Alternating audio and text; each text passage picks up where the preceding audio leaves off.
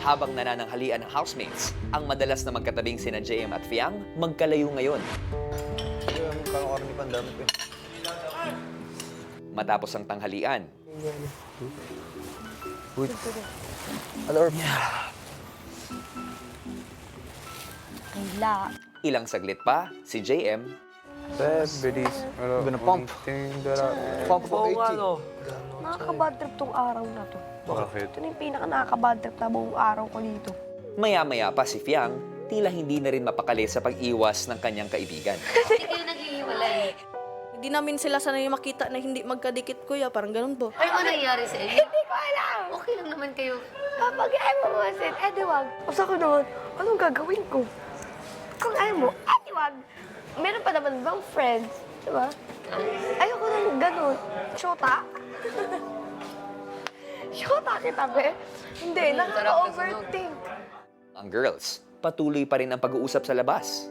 Ate kong prank yan, nag-iinit na yung dugo ko, I swear. Ayoko pa naman nung Akala ganun. ko, kinausap mo siya. Kinausap ko nga siya kanina. Hinagag ko.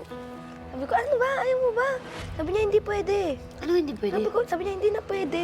Ano meron?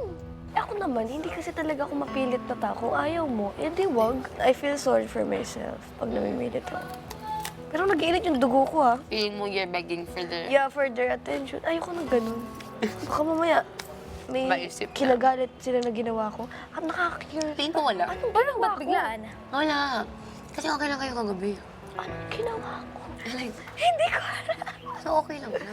Nababisit na ako. Hindi talaga ako people pleaser eh. Ayun, yung ano You ko. don't chase. I don't chase.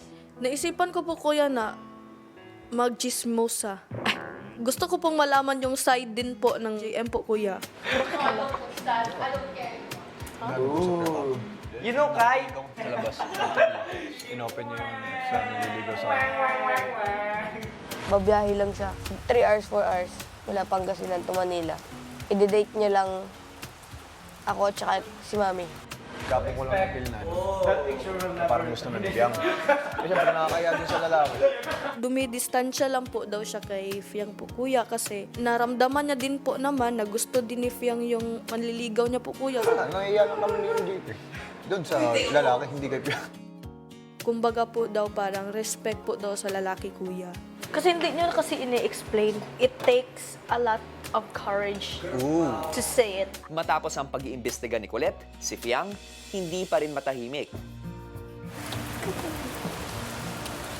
Hindi naman nagpapansinan. Why? Are you angry at him? Ha? Why? Hindi nga. What happened? Hindi ko. Wala lang ako sa mood ngayon. Mag-explain. Ikaw na lang magsabi sa kanya. Kasi naman ako magsabi, hindi ko naman yan concern. Kakarguin na naman ang problema ng iba. Nakakaumay na. Nagtatampo ka ba? Oo! Yung dugo ko nakulo na. Kanino ka nagtampo? Diyan. Yun ang kausapin. Wait! Dito ka lang! Ba't di nyo kinakausap tatlo ni JP? Ba't kasi naiintindihan niya na yun sa sarili niya. Hindi na kailangan usap pa. Ulit-ulit na lang.